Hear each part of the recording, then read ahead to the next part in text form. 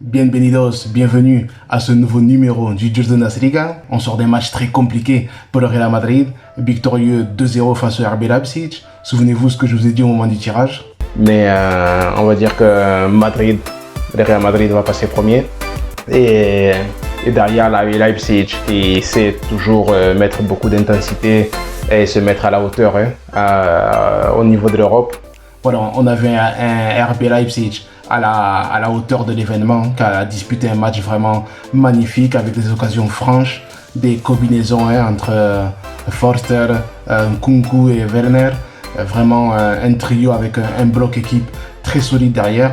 On a vu des choses très intéressantes de leur part qui ont permis au Real Madrid, qui a pu compter sur un Courtois de nouveau, un Courtois de gala, qui a sorti des occasions très franches, qui a su aller au casse-pipe. On l'a vu notamment avec l'occasion où Tchouaméni revient pour contrer Nkunku, il me semble.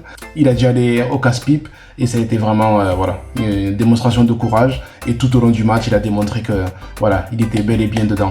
Comment ne pas parler de Valverde. Valverde qui s'est imposé avec le temps. On voyait qu'il est en train de gagner du temps pour préparer la succession et cette polyvalence qui lui permet aussi de jouer sur ce côté droit, de ramener plus d'intensité au niveau du repli défensif pour le Real Madrid, qui pouvait se permettre de jouer avec son trio Modric, Casemiro, Kroos, qui pour les matchs intenses avec Valverde en plus qui était sur l'aile droite, qui faisait les replis défensifs, ça leur permettait à ce duo-là d'avoir moins de boulot et de pouvoir compter sur son activité pour pouvoir faire l'ascenseur entre finalement la transition entre le milieu et l'attaque.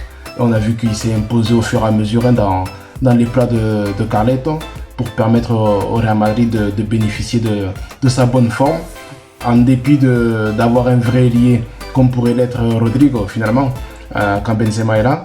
Mais Valverde a un niveau incroyable et en plus une justesse au moment de la frappe devant le but. Et d'ailleurs, Carlo Ancelotti a déclaré après le match qu'il avait dit à Valverde que s'il marquait moins de 10 buts cette saison, il déchirait sa carte d'entraîneur parce que ça le ferait tomber en dépression de voir qu'il n'atteignait pas ce chiffre-là avec le pied qu'il a et cette capacité de se projeter vers l'avant, comme on a pu le voir ce soir avec beaucoup de sang-froid, parce qu'en plus il a marqué avec le pied gauche. On a vu comment il a pu se remettre la balle sur le pied gauche et pouvoir la classer petit filet. Ça a été vraiment très grand ce qu'a fait Valverde. Ce qu'il fait depuis quelques temps est vraiment fort. Et dans l'autre sens, le petit bémol, il faut faire attention à Camavinga, qui ne devienne pas une espèce d'Asensio dans l'esprit du coach, parce qu'aujourd'hui ça a été un peu difficile. Dans le dernier geste aussi, il a eu une ou deux occasions qui ont été très loin du cadre. Donc il faut savoir, pour un milieu qui arrive à se projeter comme ça, d'être dans ces zones-là, de savoir au moins cadrer certaines frappes. Et aussi dans le jeu de transition, on a vu quand même une certaine carence, même s'il a tout le temps devant lui pour évoluer, mais vraiment évoluer d'une façon pour montrer que oui, dans le futur, je peux compter sur toi. Mais attention de ne pas tomber dans le piège Asensio, comme je le disais, dans le sens où derrière, si tu t'habitues trop à ce rôle de remplaçant et que tu ne fais pas cogiter l'entraîneur à ce niveau-là, ben derrière, ça sera un genre de rotation et quand il y aura un Kroos ou un Modric qui va arrêter, oui, on va aller chercher quelqu'un d'autre qui viendra occuper son poste que lui auquel lui aurait pu prétendre, au lieu de finalement lui faire confiance comme Valverde, de lui laisser les clés une fois qu'il s'est fait la place ou que la place se fait naturellement avec cette génération qui va vers la fin. Donc voilà, un petit point concernant Camavinga. Et Tchouaméni et Modric ont été impressionnants dans la capacité à répéter les duels, à se projeter vers l'avant aussi. Ça a été une démonstration des deux. Tchouaméni est vraiment en train d'occuper. On aurait pu se demander comment il aurait pu faire pour gérer l'après Casemiro. On pensait avoir plus de temps d'adaptation, mais finalement, hormis la première journée contre Almeria, il est en train de démontrer une grosse palette pour pouvoir permettre au Real Madrid de ne pas sentir les effets de ce départ comme on aurait pu s'y attendre, comme c'est arrivé, comme j'avais évoqué plus tôt à l'époque de Makelele, où la chose avait été gérée différemment. Là vraiment, Tchouaméni est en train de faire quelque chose de très grand au sein du Real Madrid.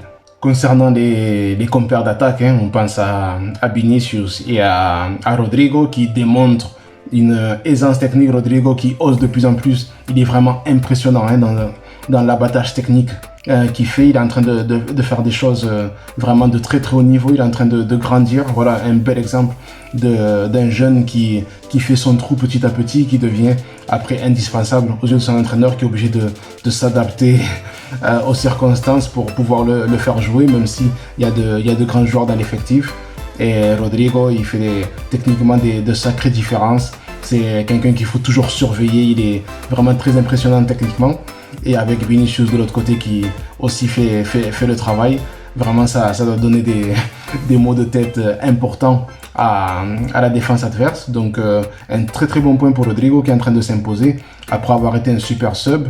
Petit à petit, il est en train de rentrer dans cette alternance de dire que selon le match, je peux mettre Rodrigo ou les circonstances comme avec la blessure de Benzema, donc il a joué hier avant-centre, je mets Rodrigo, je le fais rentrer ou autre, au lieu d'être juste un super sub ou un remplaçant tout court dans l'esprit de l'entraîneur. Voilà ici un joueur qui est en train de bien faire sa place au sein du Real Madrid.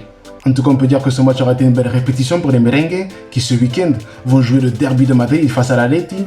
Ça va être quelque chose de très intense aussi, ça leur fait 2 gros matchs cette semaine où voilà, Leipzig aura permis de mettre certaines choses en lumière et de faire monter en gamme certains joueurs parce que l'Atleti bien sûr aura à cœur de faire tomber le grand rival madrilène. On sait la très grande rivalité qui existe entre ces deux équipes, surtout quand l'Atleti reçoit Madrid.